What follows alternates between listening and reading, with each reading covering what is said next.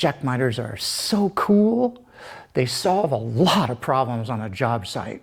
You don't have to worry about a long miter opening up, especially if you got casing that's like 5 inches wide or something, because instead of a big long miter, you've just got a butt joint where the two pieces meet, and you've got a little tiny microscopic miter. You can also put a biscuit or a domino into that joint and really stabilize it. The other thing that's really cool about a little jack miter like this is you don't have to use 3.5-inch casing everywhere.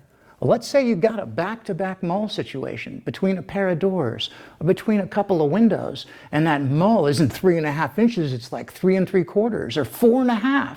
You can use any size casing you want, and you can put a cork and bead on both edges of it and then jack miter it right into the head casing anywhere along the span of that head. So laying out your lengths here is pretty easy. I mean, casing's casing, it's not that hard to do.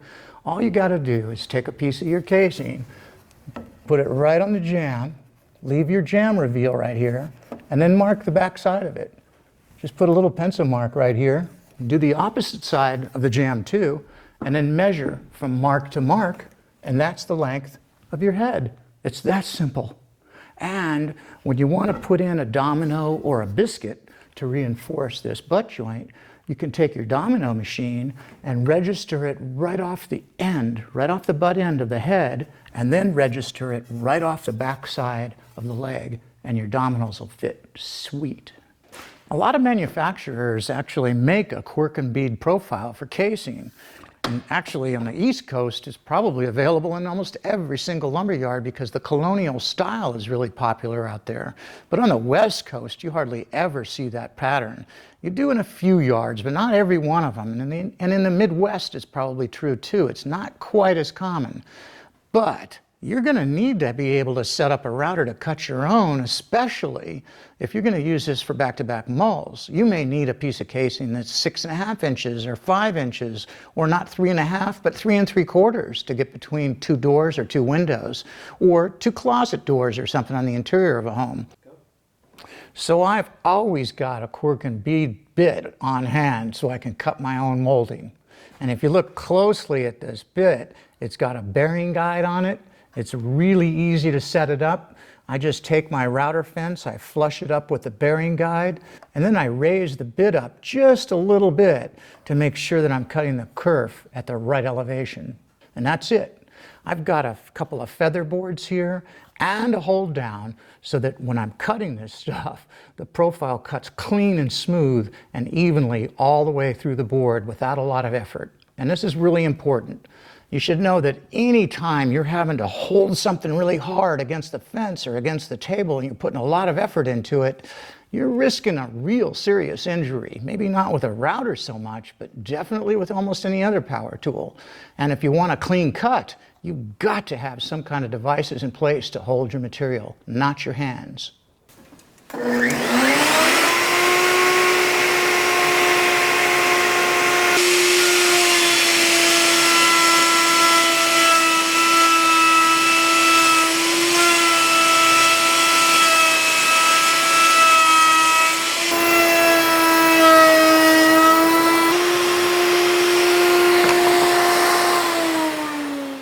Nice and smooth.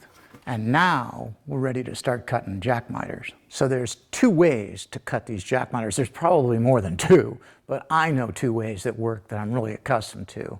One is to cut them by hand. And if you're just going to do like one door or two doors, cutting them by hand is just fine. It's efficient and it's accurate. But remember, if you're doing a head, you're going to have to make 4 jack miters for one door, 2 for each side. If you're working on a big job though, and you're doing like 20 doors or 25 doors, you're not going to probably want to cut them all by hand. If it was my crew, I certainly wouldn't want them to. I'd want to set up some kind of a router jig so they could do it far more efficiently and much more proficiently. But I want to demonstrate both techniques so that you can approach this any way you want to. It's a pretty simple joint, but you have to cut this blind miter right here and this long straight cut so the joint closes up nice and tight. That can be a little bit tough when you're cutting by hand, but there is a trick I can show you. I like to use this little block right here when I'm doing it. It's just a real simple piece of 5/4 that I cut at a 45-degree angle. That way, when I'm cutting the little blind miter, I can use this block to rest my saw on and follow that 45-degree angle. So to mark the location of that miter, I'm just going to take a little piece of casing, make sure it's flush on the end here, and then I'll take a nice sharp pencil and make a mark right at the end of it. Now, you could also take a tape measure if you want and just do a measurement. Now this material is like 3 and just under 1/2, which is exactly where my mark is. So you could use a tape measure to mark this too. But whatever you do, I also like to use a square and make sure that line is perfectly straight. Another thing you can do is take a utility knife and score a line right there, just a little short one, so that you don't get any tear out of that joint when you come through with your little handsaw. I'll take the guide block and slide it right up to where the line is, and then put my saw on top of the guide block and make sure that I'm cutting just inside the line. I don't want to cut past this line. I want to cut on this side, if anything, and that way the miter might be a little short, but it won't be too long. And that's where I'll start my cut. To hold the blade steady, I'll hold the guide block with my hand, and I'll use my index finger and just lay it on top of the saw blade so I can keep the saw blade flat on the guide block. And all I have to do is pull that saw back to make my cut. And you can see I'm cutting just shy of that line. Since it's a pull saw, cutting from the back of the molding is kind of cool because it keeps the front of the molding really clean. And I only have to cut this miter down to the quirk, to the shoulder of this quirk, and I'm almost there. One more stroke will do it. There we go. And the rest of this, I'm going to cut with a jigsaw. So I'm using a clamping station here to always hold the material perfectly still while I'm cutting it. That's really important. And I'm going to use a clamp here too, just to hold the material flat against my work table. And I'm going to make this cut with my jigsaw. And you probably have noticed I've put a piece of 1/8" plywood on the base of my jigsaw. And when I cut the plywood, I cut it proud of the base of the saw all the way around. So it gives me a really flat surface that's a little bit wider than the base of the saw to sit on this material, which is really important because I've only got half the saw on this material. It has a real tendency to tip, and I want to hold it perfectly plumb. And with that plywood base on there, it really makes it easier. Now I'm going to take the saw blade and I'm just going to run it right up the quirk. I'm not going to come right against the shoulder of the quirk. I'm going to come real close, but I don't want to nick the shoulder because that's going to be exposed.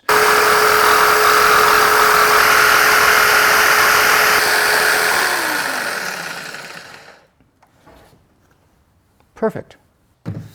Now I can clean that up a little bit.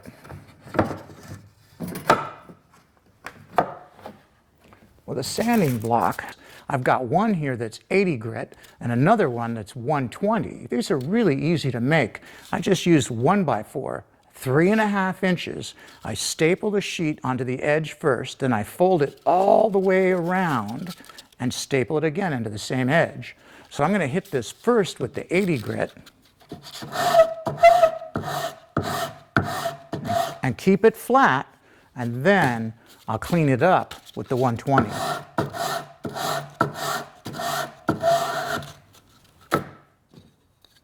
And the piece fits perfectly. Even the back is perfectly flush. If you've only got 1 or 2 doors to do, cutting the jack miters by hand is definitely the way to go. It's clean, it's pretty quick. But if you've got 20 or 30 doors to do on a whole house, boy, cutting them by hand can be a little time consuming. I'd like to see my crew move a lot more efficiently and proficiently. I like to set them up with a jig, a template, and a router so that they can cut the jack miters dead on and quickly. So So I want to walk you through this second system for cutting jack miters right now. This is a template that I make. I make templates just like this for lock hardware, for latches and strikes and stuff. I always use 2 rails on the outside and 2 spacers on the inside. And the unique thing about this template is it doesn't matter what the size of the opening is. It just needs to be big enough to accommodate 2 stops, 1 on each side of the material, and big enough, long enough like this, to accommodate almost any width of casing that you may want to miter. I want to secure the template right to the workpiece, and in order to do that, I'm going to put a stop on the bottom of the template on both sides. So I'm going to sandwich these 2 stops right against the workpiece and then screw the template down to the top of them. But before I do, I'm going to put rosin paper on the face of this casing. And I've got a piece on the back of the casing already. And that's going to space the stops apart just enough so the template can slip on and off easily.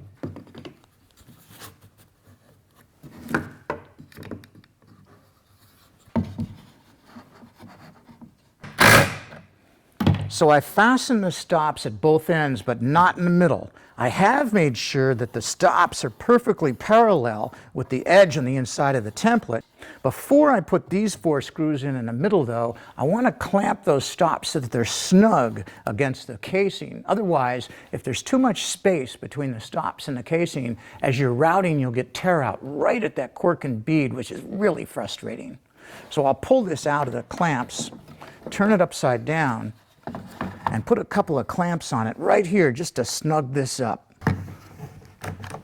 Now that I've got these clamps on here, I can turn it around and put the last 4 screws in. And now I'll turn it upside down again. I can take the clamps off, set it back into my little clamping station here, and I can pull off the template, take the paper off the front and the back, and now it slips off and on and stays snug. To stop it from sliding when I use it, I'll just clamp one end to any piece of casing that I'm working on, and that'll stop it from sliding sideways. Now let's look at the router, the template guide, and the cutter that I'm using, which is a chamfer bit. This was a bearing guided chamfer bit, but I took the bearing off and I ground off the stud so that I could take this bit and plunge it straight into the wood.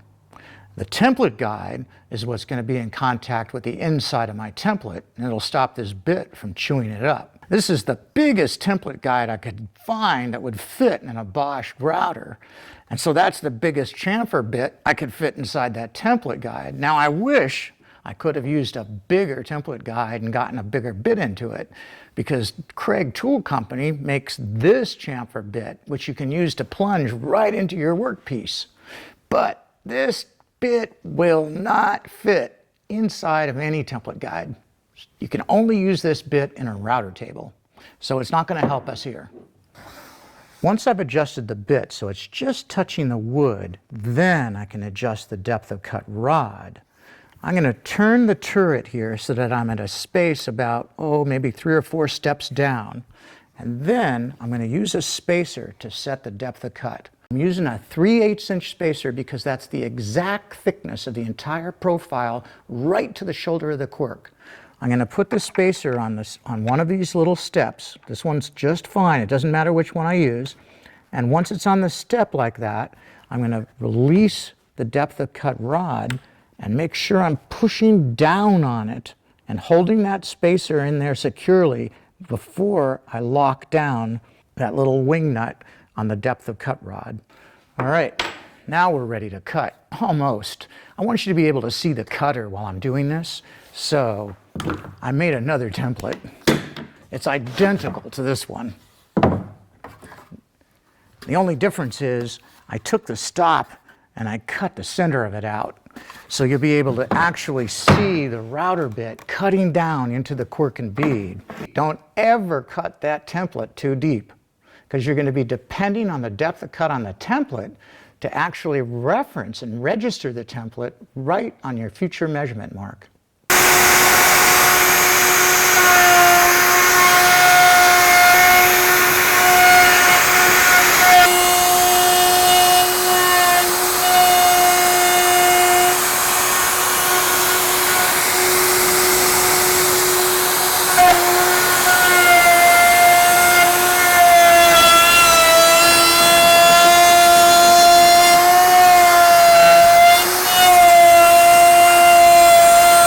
I spent all this time dialing that router in, not so much for this piece of casing, this is just a piece of scrap, but so that I could cut the jig itself to exactly the right depth. That way I can use this jig from now on. All I have to do is line up the edge of this radius right here with the pencil mark on my casing, set the jig and clamp it, and it'll cut to the short point every single time. So some cuts you're going to use off this side of the jig. On other cuts, you're going to use this side of the jig. Rarely ever would you use the whole thing. I just made it this big so it'll accommodate any size cork and bead casing. I'll take a scrap of casing, flush it up with the end, and draw a line right across here. And I'll use that line to register my template.